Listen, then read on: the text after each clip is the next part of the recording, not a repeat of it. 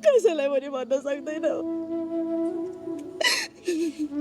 ज्यान जाने गरी कुर्ता पनि हाम्रो लागि अँध्यारो कोठामा बसेर रुनु बाहेक अर्को कुनै रुने ठाउँ हुँदैन।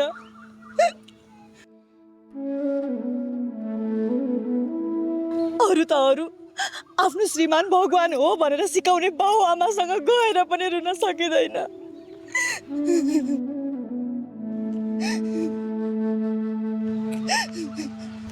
बुहारी, तिमीले त्यसलाई मारे कि होइन?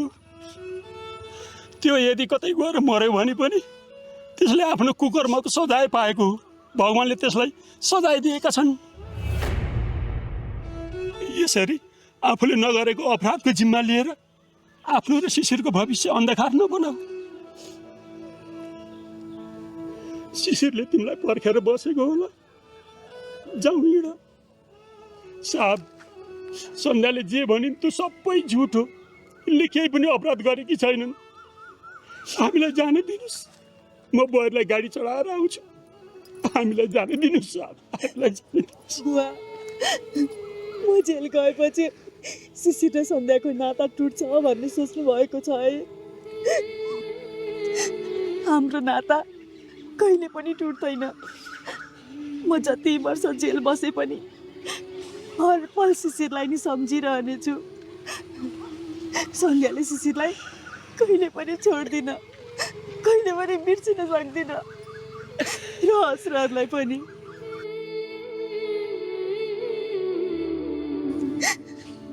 म चाँडै फर्केर आउँछु बुवा, चाँडै फर्केर आउँछु। अनि शिशिरसँगै बाँकी जिन्दगी बिताउँछु यही गाउँमा। ल ल, धेरै बोरो नगन, अब हिँड्नुस्।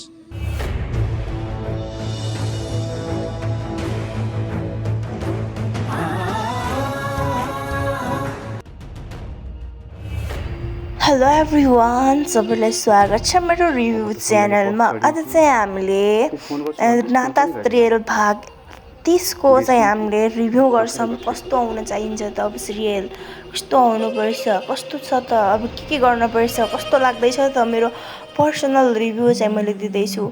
यता भने पुलिसले थाहा पाइसकेका छन् कि चक्रेलाई मारेको, ससुरा बुहारी मिलेर चक्रेलाई मारेको। हेर्नुहोस् दर्शकबिन, अनि यहाँ पुलिसले चाहिँ राम्रोसँग छानबिन गरिरहेका छन्। अनि कस्तो लाग्छ त तपाईँलाई नाता serial? Comment below and subscribe the channel साथीहरू। अनि नाता सिरियल कस्तो लाग्छ त तपाईँहरूले पनि कमेन्ट गर्न सक्नुहुनेछ। र मेरो यो रिभ्यू मन पर्छ भने हजुरहरूले आशा चाहिँ सब्सक्राइब गर्नुहुनेछ। अनि यहाँ चाहिँ राम्रोसँग छानबिन भइरहेको छ। यो चाहिँ नाता सिरियलको चाहिँ आज भाग 31 र एकदमै त्यो मारेको त एकदमै राम्रो हो, किनकि चक्रले जताकतै सबैलाई दुःख दिइरहेको थियो। एक त झन् सन्ध्यालाई एकदमै दुःख दिएको थियो। हजुरहरूले हेरिराख्नु भएको छ दैनिकी रूपमा सिरियल, ताकि मैले पनि हेरिरहेको छु। र अब के सजाय पाउलिन् त सन्ध्या र सन्ध्याको ससुराले के छ? अनि केस हाल्ने मान्छेले चाहिँ, उजुरी गर्ने मान्छेले चाहिँ के सही गर्यो त?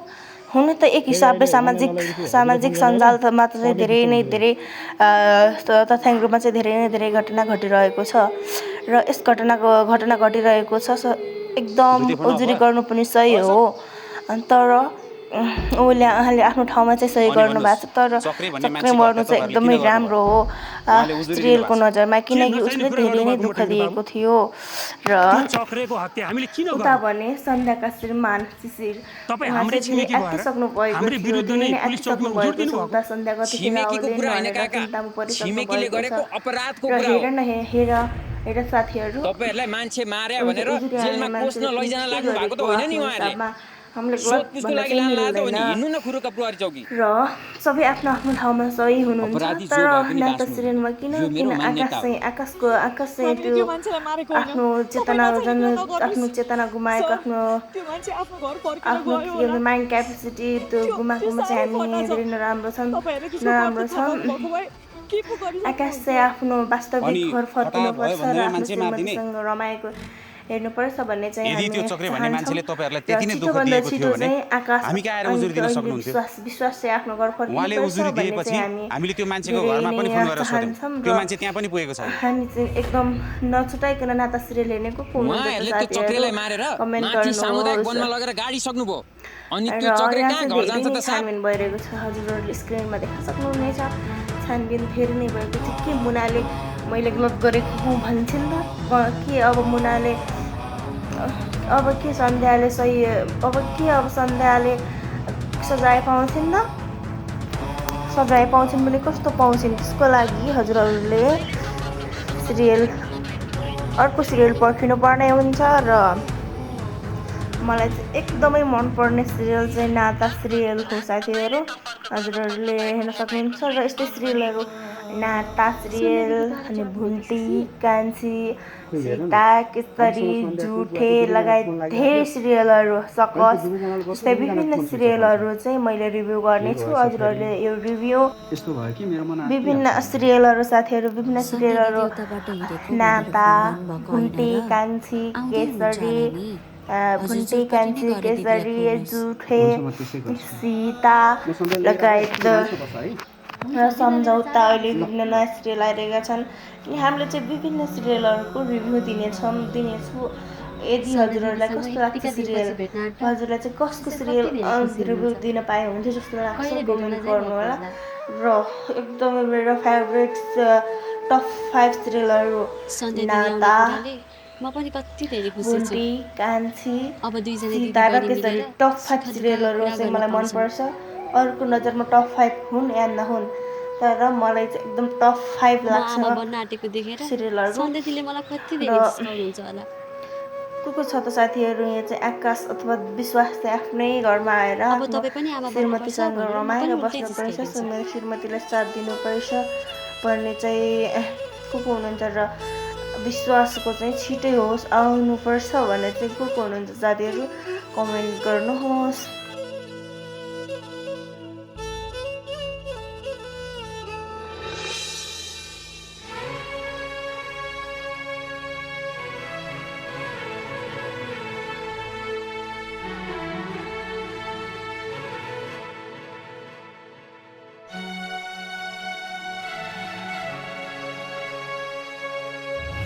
तर म बिच पाएर म नआएको छु यो ब्लगर मैले तँलाई यति धेरै माया गर्छु भन्ने कुरा थाहा हुँदा सधैँ तेरो पछाडि लाएर हिँड्छु यो ब्लगर त्यही त शिव दाइले तँसँग बे गर्छु भनेर कति सपना देखेर बस्नु भएको छ तर यसले त्यो सपना पुरा आउनु नदिने भयो अनि गर्नु पर्यो नि त यसको उपचार चुप लाग तँलाई मैले माया गर्दिनँ भनेर कतिचोटि भन्नुपर्ने हो म तँलाई होइन विश्वासलाई माया गर्छु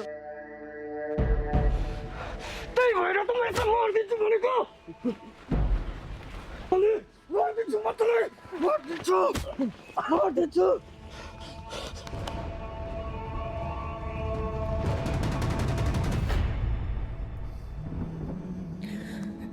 हे भगवान् मलाई यो कुन जुनीको सजाय दिइरहेको छ बिन्ती छ मलाई मेरो पहिलेका कुराहरू सबै याद दिलाइदेऊ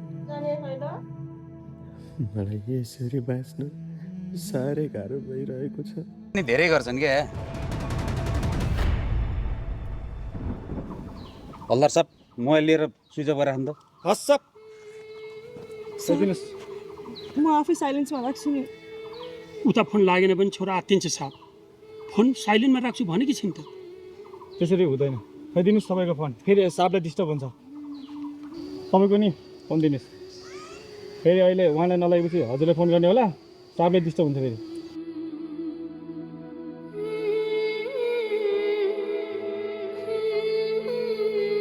दुईटै फोन अफ भयो सब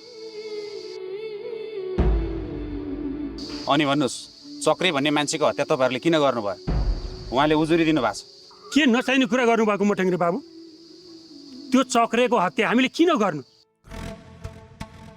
तपाईँ हाम्रै छिमेकी भएर हाम्रै विरुद्ध नै पुलिस चौकीमा उजुर दिनुभएको छिमेकीको कुरा होइन काका छिमेकीले गरेको अपराधको कुरा हो तपाईँहरूलाई मान्छे मार्या भनेर जेलमा कोस्न लैजान लाग्नु भएको त होइन नि उहाँहरूले सोधपुछको लागि लान लाग्यो त हो नि हिँड्नु न खुरुका प्रहरी चौकी अपराधी जो भए पनि बाँच्नु हुँदैन, यो मेरो मान्यता हो। हामीले त्यो मान्छेलाई मारेको होइन, तपाईँ नचाहिने कुरा नगर्नुहोस् सर।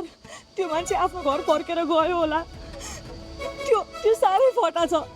तपाईँहरूले त्यसको कर्तव्य थाहा पाउनु भएको भए के पो गरिसक्नुहुन्थ्यो। अनि फटा भयो भन्दैमा मान्छे मारिदिने? यदि त्यो चक्रे भन्ने मान्छेले तपाईँहरूलाई त्यति नै दुःख दिएको थियो भने हामी कहाँ आएर उजुरी दिन सक्नुहुन्थ्यो? उहाँले उजुरी दिएपछि हामीले त्यो मान्छेको घरमा पनि फोन गरेर सोध्यौँ, त्यो मान्छे त्यहाँ पनि पुगेको छैन। उहाँहरूले त्यो चक्रेलाई मारेर माथि सामुदायिक वनमा लगेर गाडी सक्नुभयो। अनि त्यो चक्रे कहाँ घर जान्छ त साहब?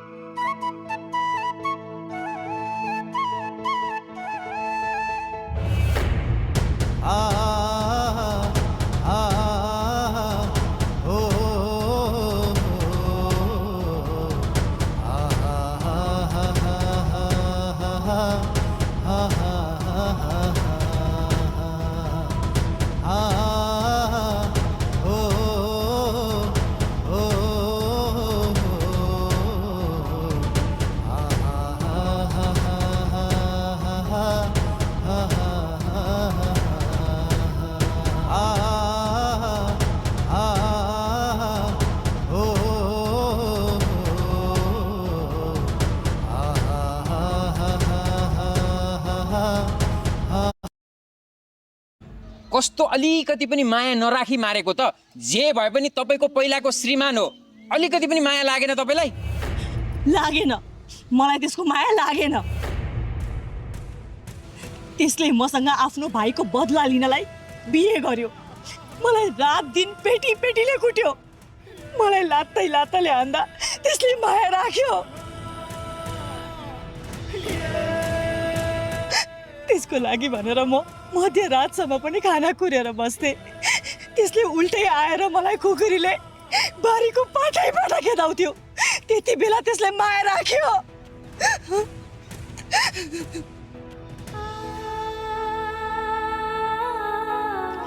मलाई त्यसले मार्नलाई भनेर कैयौँ पटक मेरो घाँटी नाक्यो। त्यति बेला त्यसले माया राख्यो। मैले अर्को बिहे गरेर नयाँ जीवन सुरु गर्दा म खुसी हुँदा त्यसले मेरो खुसी फेरि लुट्न आयो। त्यति बेला त्यसले मेरो माया राख्यो।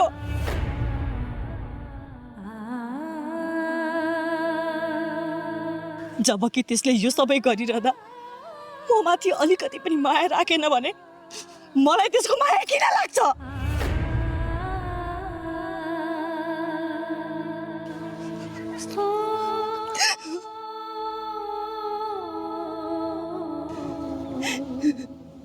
फेरि मैले भनिसके त, मैले त्यसलाई जानी जानी मारेको होइन। मैले आफ्नो ज्यान बचाउन खोज्दा प्रतिकार गर्दा त्यसको ज्यान आफै गएको। यसमा बुवाको केही दोष छैन। मेरो बुवालाई केही नगर्नुहोस्। मैले गरेको अपराधको सजाय म भोग्न तयार छु। मलाई सजाय दिनुहोस्। तर मेरो बुवालाई केही नगर्नुहोस्।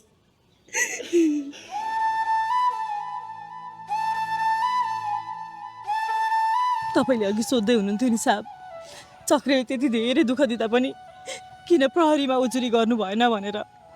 सुन्नुहोस्, हामीलाई हाम्रो बाबा आमाले सानैदेखि आफ्नो श्रीमानलाई भगवान् जसरी मान्नु भनेर सिकाएका हुन्छन्, भगवान् जसरी पुज्नु भनेर सिकाएका हुन्छन्।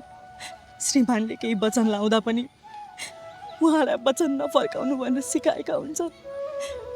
तर हामी छोरी मान्छेले जसलाई भगवान् मानेर पूजा गरिरहेका हुन्छौँ, उनी कहिले राक्षस बनिदिन्छ भनेर थाहा हुँदैन। आफ्नो श्रीमानलाई मुख फर्काउनु हुँदैन भनेर सिकाएका ती बाबुआमाले त्यही श्रीमानको कारण आफ्नो छोरीको मुख पनि हेर्न पाउँदैनन्, थाहा हुँदैन। घरेलु हिंसा गरेर आफ्नै श्रीमानले आफ्नै श्रीमतीलाई मारिदिन्छ।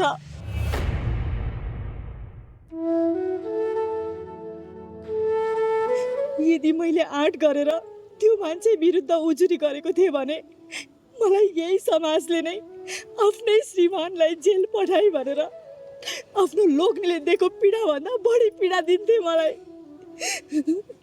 हामीले आफ्नो इज्जतको लागि, आफ्नो श्रीमानको इज्जतको लागि, सासू ससुराको इज्जतको लागि मलाई मेरो लोग्नेले पिट्छ भनेर पनि कसैलाई भन्न सक्दैनौ। न घर परिवारलाई भन्न सक्छौ, न छर छिमेकलाई भन्न सक्छौ।